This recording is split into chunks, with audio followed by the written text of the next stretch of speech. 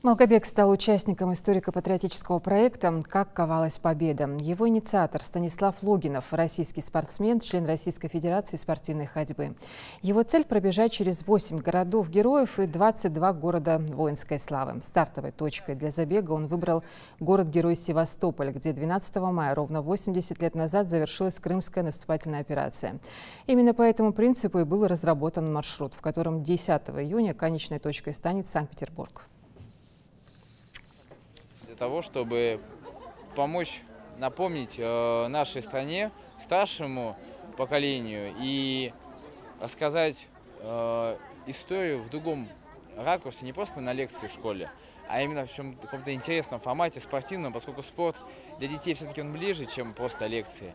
Я решил сделать некое такое погружение, историческое погружение в пространственно-временном формате по прифронтовой линии. На данном этапе маршрута Малгобек – 11-й город по счету. За месяц спортсмен планирует пробежать 2400 километров и посетить 30 городов.